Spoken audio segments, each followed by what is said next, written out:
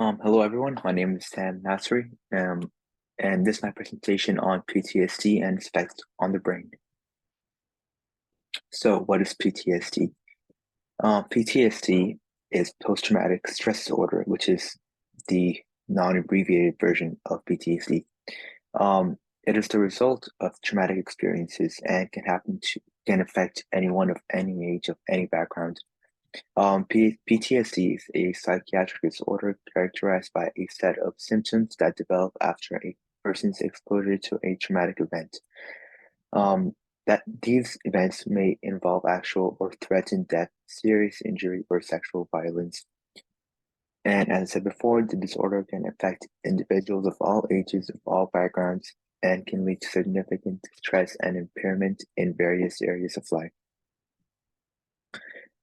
So what is the criteria according to the DSM-5 for the diagnosis of PTSD? So the first requirement will be a stressor, exposure to actual or threatened death, serious injury, or sexual violence. The second criteria would be the presence of one or more of the following intrusion symptoms associated with the traumatic events beginning after the traumatic events occurred. So the first one would be recurrent or involuntary and intrusive distressing memories of the traumatic events. This little note that says in children older than 6 years old, repetitive play may occur in which themes or aspects of the traumatic events are expressed.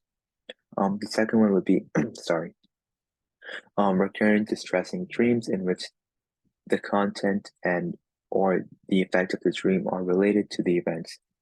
Again, in children, there may be frightening dreams without recognizable content. The third one would be dissociative reactions, like flashbacks, in which the individual feels or acts as if the traumatic events were recurring. Such reactions may occur on a continuum, with the most extreme expression being a complete loss of awareness of present surroundings. In children, trauma-specific reenactment may occur in play.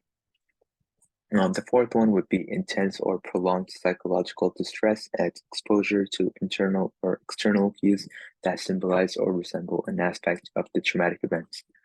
And the last one would be marked psychological reactions to internal or external cues that symbolize or resemble an aspect of the. Oops, sorry. Um, so the third criteria would be avoidance, which is persistent avoidance of stimuli associated with the traumatic events beginning after the traumatic event occurred. It's like just avoiding the overall stressor in general. The fourth one would be negative alterations in cognitions and mood associated with traumatic events beginning or worsening after the traumatic events occurred. The fifth one would be marked alterations in arousal and reactivity associated with the traumatic events beginning or worsening after the traumatic events occurred. Then we have duration of the disturbance. So B, C, D, and E is more than 1 month.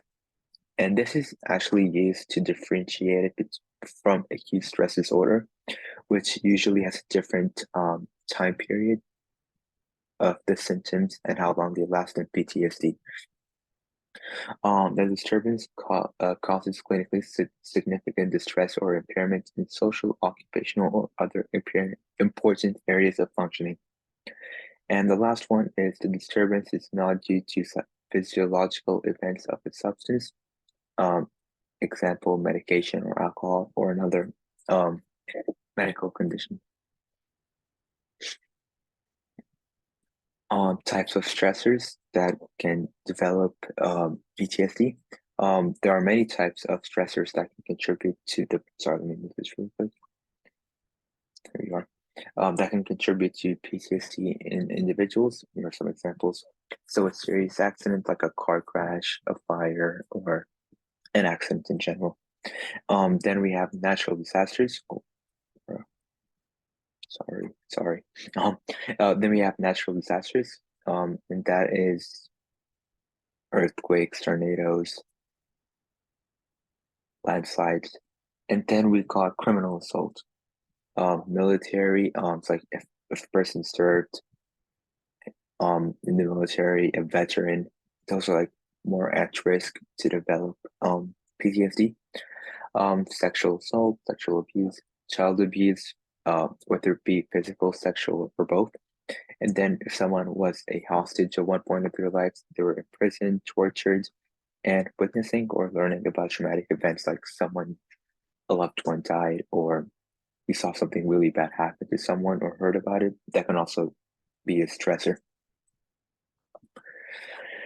Um, the effects on the brain. PTSD doesn't only affect a person's physical and mental health, but it also like physically affects the brain and its structure. It can lead to many changes in the function of the brain and its physical structure.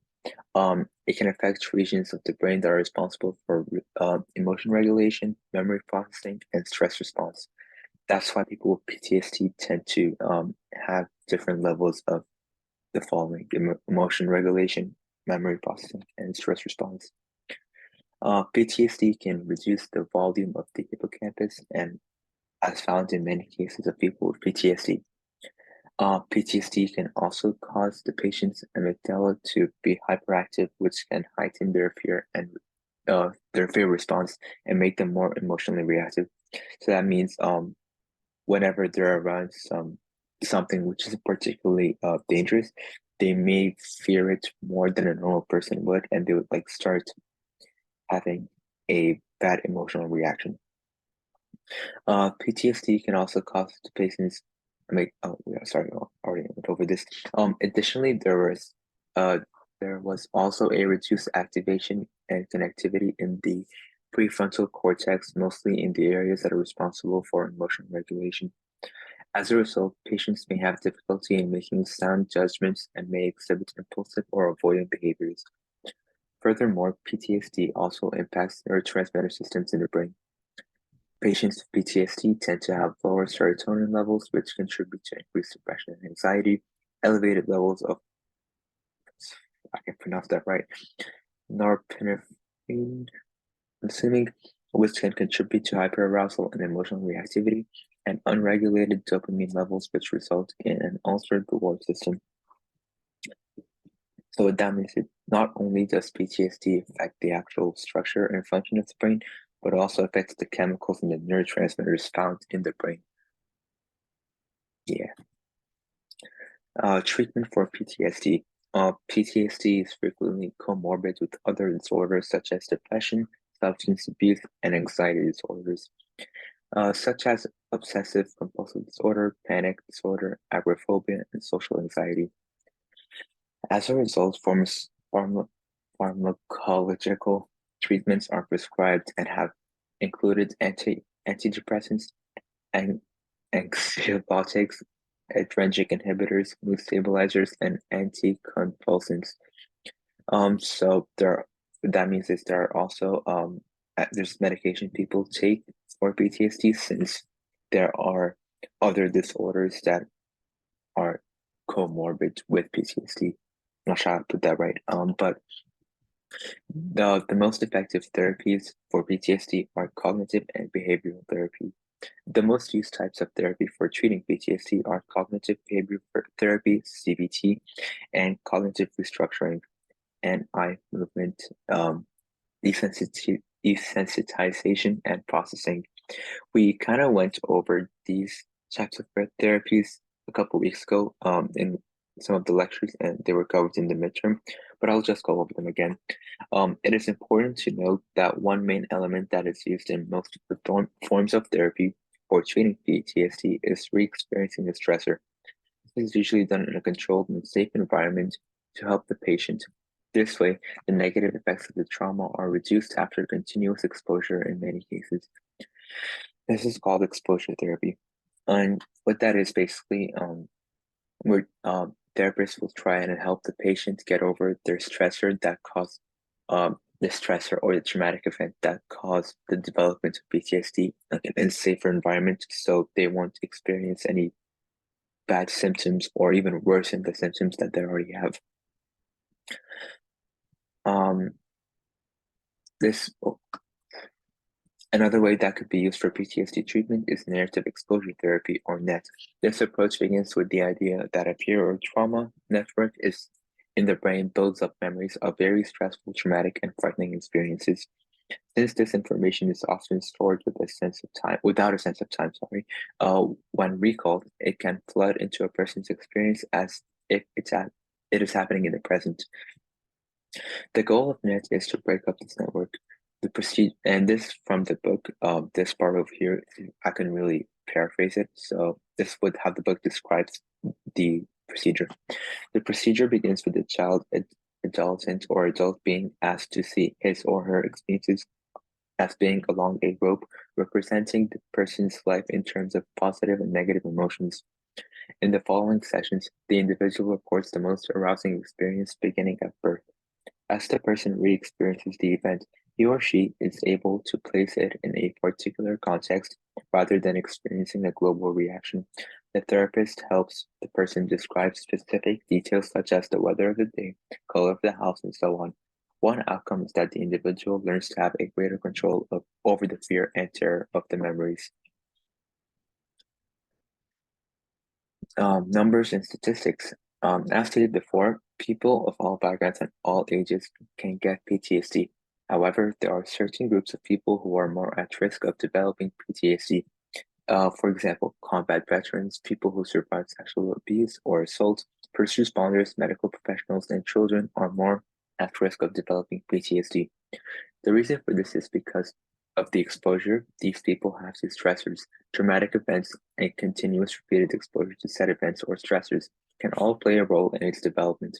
However, it is important to remember that not everyone exposed to these traumatic events and other stressors will develop PTSD. This is because people cope with things differently and have different tolerances and resilience levels. It is also worth noting that these groups are considered to be higher at risk for developing PTSD. It does not mean that they will be the only group who will get PTSD and not all of the people in these groups will develop it. That means that even if someone isn't one of those isn't part of those mentioned groups, say just like have a different job, a different occupation, or didn't even go into anything, they can still develop PTSD, and it's not just limited to these groups. These groups are just like higher at risk, just like um what researchers found um what groups researchers found to be higher at risk for developing it. Here are some resources or if you are suffering from PTSD or someone you know. Here's the National Institute of Mental Health, National Center for PTSD, and here at Saddleback, the counseling services. Always great resources to reach out. And here are my resources, and thank you for watching. Have a good day.